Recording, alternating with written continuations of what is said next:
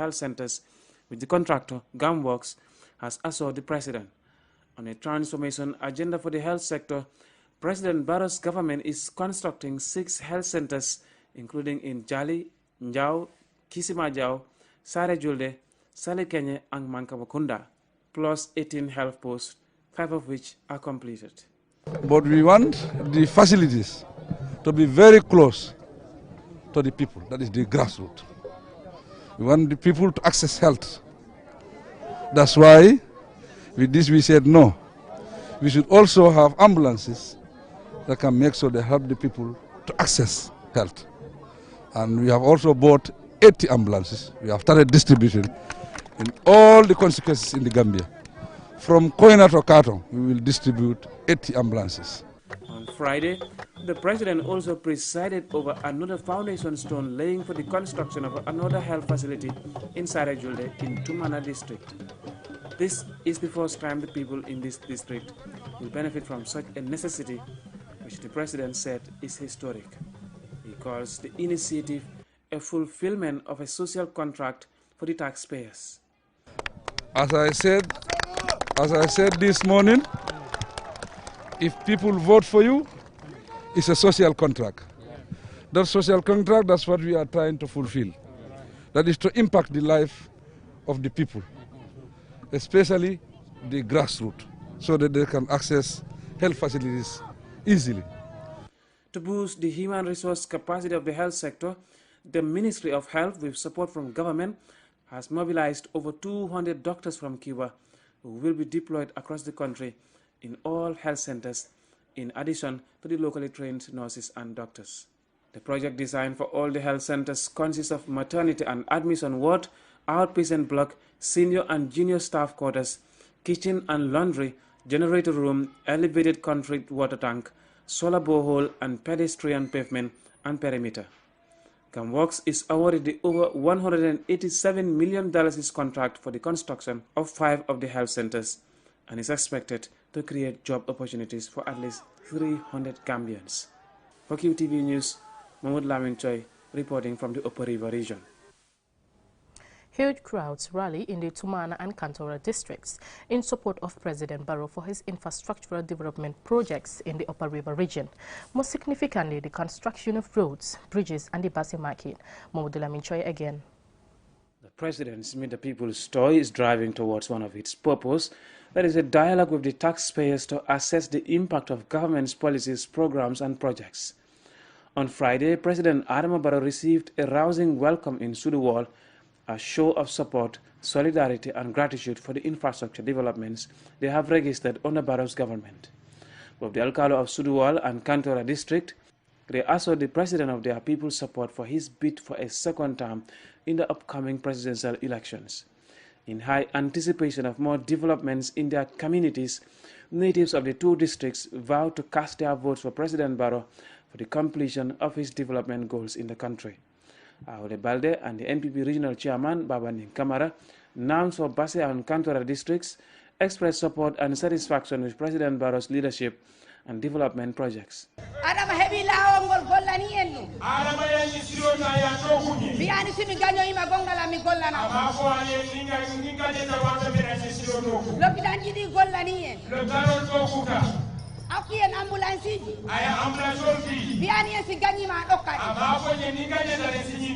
The construction of a health center in Sare Julde will serve people from the Kantora district and other surrounding communities. The Minister of Health made an announcement for the distribution of ambulances for the communities in Tumana and Kantora. For smooth and easy access to the ambulances, the government plans to provide toll-free numbers to ease communication on emergency response services. As part of the Women Enterprise Fund, President Barrow has presented a check for $1.5 million to women groups for 5% interest loan to support their businesses. In his closing statement, President Barrow, like in most of his meetings with the people, called for a united force to support his government to develop the country with an emphasis on his vision for change in the country. Lahiru begin kedo golnya Gambian kondaga kenni golle nyai Agangara kebe ko sorondangani. Angote hana. Soronya na president oke kinang. Bar angote hillandi. Anyi me golle ke Kenyan ko kinang. The Gambian leader ends his speech with some updates for the Tumana and Kantora districts. Tumana Madina Samako. Tumana Madina Samako. Ilu juri masi o kindi kunga. Akonde jotura masin kilindi la wala. Kantora. Kantora. Sonkunda. Sonkunda. Kunka wa ilu juri masin kita. Ambulance nuku hagara kunkini. Ambulance wala nawludi. Tumana ado Kantora. Tumana ni Kantora la. Oda ambulance nu nakati wala Kenya kinakai. Ambulance nani le nati ko wala jalla. On Saturday, President Barrow will travel to Taiba for a joint meeting with Woolly East, Woolly West and Sandu districts to dialogue with the people about their development needs and the impact of his policies, programs and projects on the districts. Mahmoud Lamin Choi, QTV News, reporting from the Upper River region. Moving on, as part of activities marking this year's International Coastal Clean-up Day, Clean Earth Gambia and partners on Saturday embarked on beach cleansing exercise along the Banjul Beach coastline. Omar P. Jallo reports. The day is traditionally held on the third Saturday in September. The theme for this year is Keep Trash in the Bin and Not in the Ozone. The clean-up exercise is part of the organization's drive to protect the environment and the marine species and the coastline. The International Coastal Clean-up Day was established in 1986 by the Ozone Conservancy, an organization that works to help protect the ozone from the challenges it faces. At the event, Maimuna Trera, the outreach coordinator of Clean Earth Gambia, said the day is also meant to raise public awareness on the environmental challenges and come up with mechanisms to protect the coastal communities. This is not just for us, do it. And once the beach is clean, the beach is a place where a lot of us come to relax, a lot of us come to free our mind. So it is really, it really needs to be clean when we are here, so we achieve what we really want to achieve whilst we are here. Some people come to the beach for dates, but you cannot go for a date in a place that is not clean, it's unkept. You can't come for, to relax your mind in a place that is unkept. So I implore them all to please come and take part in this.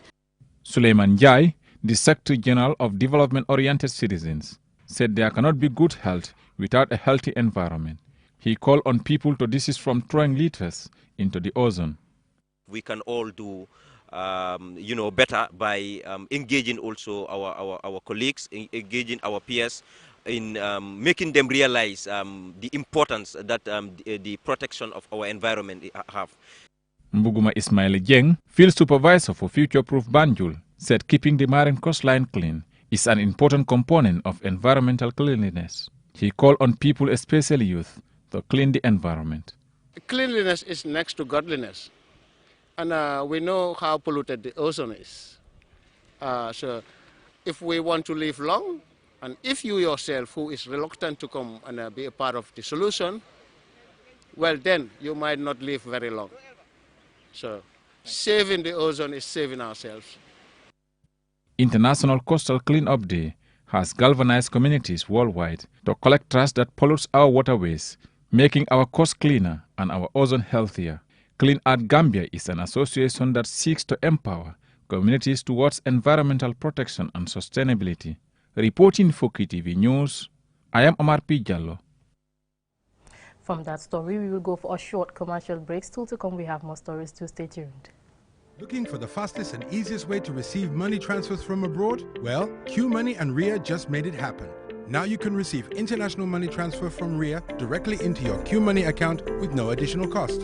Once you receive an SMS alert about your transfer, walk into any QMoney agent across the country to receive your payment for free, or use the money immediately to buy credit, QPower and other QMoney services. It's fast, safe and convenient. For more info, call customer care on 133. QMoney, Sinu Calpe. Terms and conditions apply.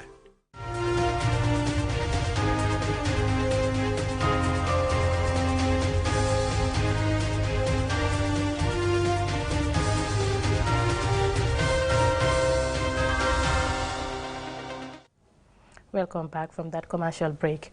Now, a project aimed at tackling hate speech in the Gambia is being implemented by the Gambia Press Union in partnership with the University of the Gambia Students Union. Babukasi reports. The project is funded by the United Nations Development Programme and seeks to enhance young men and women as stakeholders in ensuring peaceful democratic processes and advocate for the prevention of violence and hate speech. The idea is to establish the prevalence, the propagators, but also the drive for spreading hate speech in the country. At the event, the Secretary General of the University of the Gambia Student Union, Mohamed Y. Dabo, said hate speech is toxic. It's our concept and our belief of our belongings, that I belong to this political party and it is superior over all those other political parties, that I belong to this ethnic identity and it is superior over all other ethnic identities, that I belong to these opinion groups and it is superior, that you are either in that particular team or you are nothing. This is the toxic identity we have. And because it becomes so toxic, it then metamorphoses itself to intolerance. Now we don't tolerate you. Come join our team or we hate you. Or you say anything that is valid, your opinion, your suggestions, we are not accepting it.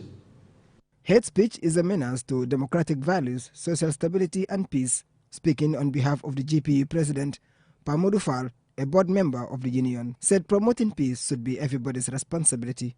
All of us has to nurture peace, but there are stakeholders that are more concerned to advocate, to serve as peace advocates. And who are these people? The media is one. Young people, they are very critical in nurturing peace in our society. We have seen what happened in other countries, and it's because of hate speech. That's why all these things are happening, violence, disputes. Addressing hate speech does not mean limiting or prohibiting freedom of speech. It means keeping hate speech from escalating into something more dangerous, particularly incitement of discrimination, hostility and violence, which is prohibited under international law. The National Center for Civic Education was represented by Yusufa Bojang. He told the participants that the validation is timely. The right to participate in public affairs is a fundamental human right guaranteed in Section 26 of the 1997 Constitution of the Republic of the Gambia, hence creating the foundation for political participation of all citizens. Distinguished guests, ladies and gentlemen, it is not lost on us here that our emerging democracy has experienced radical shift in our political culture, characterized by features and actions that are contravention with the laws of the Gambia, such as deep polarization, use of abusive language, hate speech, provocative action, intimidation, perjury, and confrontation in public discourse, as well as uneven media reporting. Hate speech poses grave dangers for the cohesion of a democratic society, the protection of human rights and the rule of law. If left unaddressed, it can lead to acts of violence and conflict on a wider scale. The research report was reviewed by stakeholders from various walks of life, including university students, media, and the civil society. Babu Karsi, QTV News.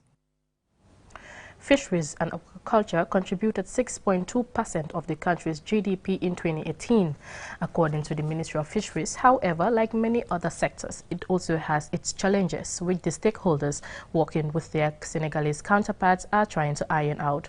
More in this report. The management and conservation of fisheries resources is central to the advancement of a sector. Officials say it remains one of the highest employment opportunity creation entities. From the economy to nutrition, the fisheries sector remains a major contributor to national development. However, the sector has over the years faced challenges, many of which are caused by overfishing by industrial and small-scale fishermen and climate change.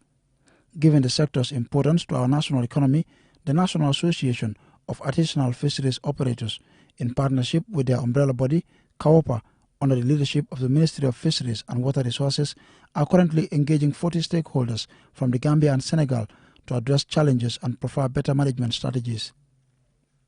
Mamadou Cham, Principal Fisheries Officer, Department of Fisheries, says it is important to engage all stakeholders in order to create an understanding of the challenges and how to address them, adding that the ministry and government in particular is committed to supporting artisanal fisheries operators in the Gambia. The knowledge gain will go a long way to strengthen our fisheries resources, to control the way we fish and manage our resources, so that we will have fish today and the next generations coming will also have fish. President of the Gambia National Association of Artisanal Fisheries Operators, Fatou Per Choi, called for collaborative effort in developing a transboundary fisheries management plan that will help address challenges in the sector. Among the strategy employed are capacity building awareness, creation on fisheries legal, voluntary instrument, notable voluntary guideline for ensuring sustainable small-scale fishes in the context of food security and poverty alleviation.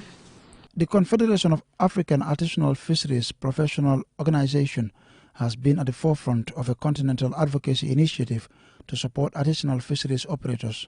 The association's Secretary General, Dr. F. Sen, encourages all stakeholders to work together to promote sustainable conservation.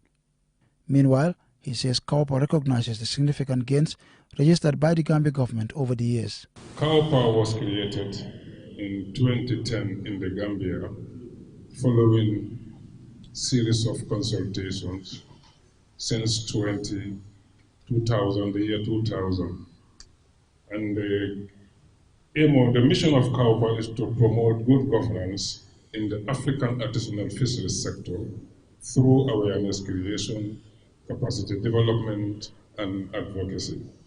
The fisheries sector in the Gambia is the third largest food provider after crops and livestock. Officials therefore hope that such stakeholder meetings will help address challenges and contribute significantly to the improvement of the sector. Ansumane Sonyasi for KTV News. Before we end, here's a recap of our main headlines. President Barrow on Friday laid foundation stones for the construction of 2 health facilities in URR. On the same day, the people of Tumana and Kantora districts rallied their support for President Barrow for his infrastructural development projects in the Upper River region. As part of activities marking this year's International Coastal Clean-Up Day, Clean Earth Gambia on Saturday embarked on a beach cleansing exercise along the Banjul Beach coastline. A project aimed at tackling hate speech in the Gambia is being implemented by the Gambia Press Union in partnership with the University of the Gambia Students' Union. Well, that's it from me in today's Midday News. Thank you for watching and have a nice day.